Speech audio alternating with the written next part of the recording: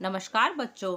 आज मैं आपको कोरोना वायरस के बारे में बताने जा रही हूँ। बच्चों, जैसे कि आपको पता है कि यह कोरोना वायरस पूरे विश्व में न केवल महामारी के रूप में फैल गया है। अगर इसकी सही जानकारी ना मिले तो लोगों में एक डर का माहौल बना रहता है। सबसे पहले लोगों में ये बात बनी रहती है कि अगर हम इस वायरस से इन्फेक्टेड हो गए तो हमारा क्या मरना पक्का है। तो बेटा, मेरी ये जिम्मेदारी यह बनती है कि मैं आपको सही जानकारी दूं और ताकि आप गलत बातों से सजग रहें। सबसे पहले ये प्रश्न उठता है कि यह वायरस होता है क्या। बच्चों, सबसे पहला, जैसे कि आपको पता है कि यह वायरस चाइना के एक शहर वुहान से लिया गया है। वहाँ पे ये वायरस सबसे पहले फैला था। कुछ लोग वहाँ पे बिजनेस करने, कुछ लोग शिक्षा के लिए, तो कुछ लोग घूमने के लिए वहाँ पे गए। जब वे एक देश से दूसरे देश पर गए तो ये पूरा विश्व में फैल गया। यह वायरस हमारा मुख्यतः रेस्पिरेशन सिस्टम से लिया गया है।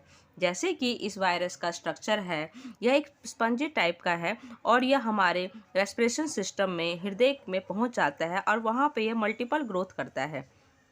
लेकिन जब ये हमारे पेट में पहुंचता है तो ये एसिड प्रोड्यूस करता है। बच्चों, मैं आपको बताना चाहूँगी कि यह वायरस खाने से नहीं पहुंचता है। लोगों में यह कन्फ्यूज़न बनी रहती है, क्या यह वायरस नॉनवेज खाने से होता है? नहीं, बिल्कुल नहीं। नॉनवेज खाने से हमारे वायरस कभी नहीं फैलती। यह एक ह्यूमन वायरस है। यह एक इंसान से दूसरे इंसान में फैलता है। लेकिन जनरली प्रिकॉशन या सावधानी के रूप में हम हर सब्जियां धोकर खाना चाहिए। अब यह प्रश्न उठता है कि यह वायरस एक दूसरे से कैसे फैलता है। बच्चों, जैसे कि मैंने बताया है कि यह वायरस खांसी से फैलता है। मनुष्य के खांसी करने के दो तरीके होते हैं, या तो वो हवा में फेंके या अपना हाथ रख ले।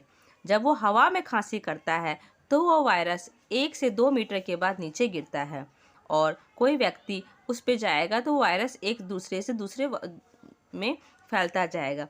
लेकिन अगर हम कोहनी के द्वारा अपने हाथ पर खांसी करते हैं तो और अपने हाथों को छूते हैं, जैसे फ्रिज को, लिफ्ट को, तो ये वायरस एक जगह से दूसरी जगह पे फैलता जाता है। अब लोगों में ये कन्फ्यूज़न बनी रहती है, क्या यह वायरस हवा में फैलता है?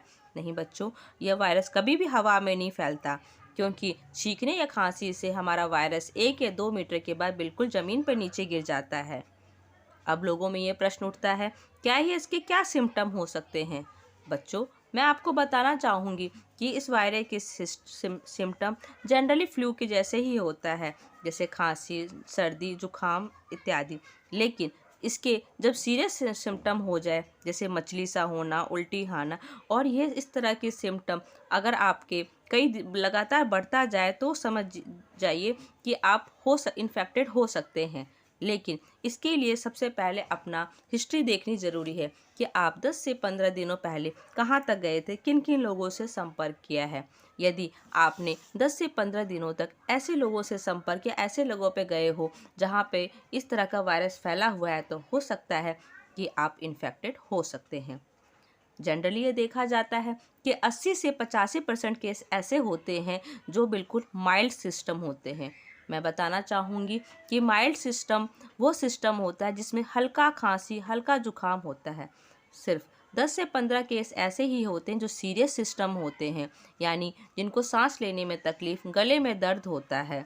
इंग्लिश में इसको शॉर्टेज ऑफ द ब्रेथ कहा जा सकता है। ज़्यादातर बड़ों में यह देखा गया है कि इस तरह के इन्फेक्शन ज़्यादा होता है, मुख्यतः जो 60 से 70 आयु के होते हैं, क्योंकि उनकी जो इम्यून सिस्टम होती है वो ख़त्म हो जाती है या कमज़ोर हो जाती हैं। आपको मैं बताना चाहूँगी, इम्यून सिस्टम वो सिस्टम होता है हमारे शरीर में जो रोगों से लड़ने की क्षमता होती है। अगर आपको वायरस हो जाए या आप वायरस से इन्फेक्टेड हो जाए तो आप बिल्कुल घबराइए मत, बिल्कुल धैर्य बनाए रखें। सबसे पहले नीचे दिए गए इस हेल्पलाइन पर संपर्क करें। हेल्पलाइन पर संपर्क करने पर आपको स्वास्थ्यकर्मी आपसे संपर्क करेंगे, वो आपका चेक करेंगे, आपका स्वैब कल्चर टेस्ट किया जाएगा। उसके बाद आपका अगर आप पॉजिटिव हो जाते हैं तो भी मत घबराइए। हो सकता है कि आपका 80 से 85% वाला केस यानी कि माइल्ड सिस्टम से हो, तो इस तरह के सिस्टम में आपको सिर्फ एक आइसोलेट वार्ड में शिफ्ट किया जाएगा, जहाँ पे सिस्टमेटिकली आपका इलाज होगा। मेरा कहने का तात्पर्य है कि वहाँ पे सिर्फ हल्की बुखार, हल्की खा जो आपकी प्रॉब्लम है उसी तरह का इलाज दिया जाएगा। सिर्फ 10 से 15 लोग केस ही ऐसे मिलते हैं जिसमें ज़्यादातर आपको आइसोलेट करके उनको वेंटिलेशन पर दिया जाता है, जिनको सांस से रिलेटेड संबंधित प्रॉब्लम हो सकती है। बच्चों, मैं आपको बताना चाहूँगी कि आइसोलेशन क्या होता है। बच्चों, मैं आपको बताना चाहूँगी कि आइसोलेशन क्या होता है। कई बार लोगों में ये कन्फ्यूज़न बनी रहती है कि आइसोलेट करने का मतलब ये होता है कि आपको जेल में बंद कर देना, किसी से संपर्क ना होना, लेकिन यह बिल्कुल गलत है। आइसोलेशन का मतलब यह होता है कि जो भी मरीज़ है वह उसको इलाज किया जाता है, डॉक्टर की एडवाइजरी में उसको रखा जाता है। 2 हफ्ते का आइसोलेशन का मतलब यह होता है कि ना केवल आप अपना इलाज अपनी तबीयत ठीक करेंगे, बल्कि समाज को बीमार होने से भी बचाया जा सकता है और इसके बाद 2 हफ्तों के बाद आप स्वस्थ और एक नॉर्मल ज़िंदगी जी सकते हैं।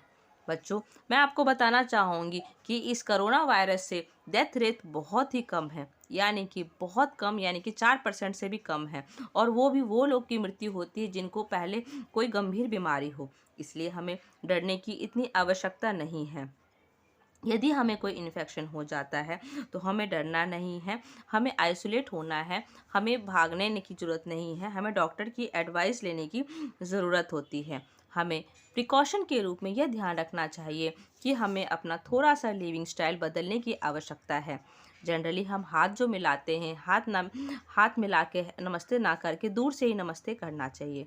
खांसी हमें हाथ पे नहीं बल्कि बाजू पे करना चाहिए। इससे क्या होगा कि आपके बाजू एक ऐसा स्थान है, कोहनी एक ऐसा स्थान है जहाँ पे हम हमेशा टच नहीं करते। आवश्यकता पड़ने पर हम कपड़े बदल भी सकते हैं। खांसी होने के पश्चात अगर हो तो आपको मास्क का प्रयोग करना चाहिए। मास्क अगर गीला हो जाए तो उनको बदलना चाहिए। मैं आपको बताना चाहूँगी कि मास्क भी कई तरह के होते हैं। जनरली N90 मास्क 100% सर्जिकल होता है, लेकिन यह सबके लिए नहीं उपयोगी होता है। हमें एक नॉन पॉल्यूशन वाला मास्क का इस्तेमाल करना चाहिए। मास्क जब गीला हो जाए उसको बदल देना चाहिए था। घरों में हमें मास्क लगाने की कोई आवश्यकता नहीं है, सोशल डिस्टेंसिंग ही काफ़ी है।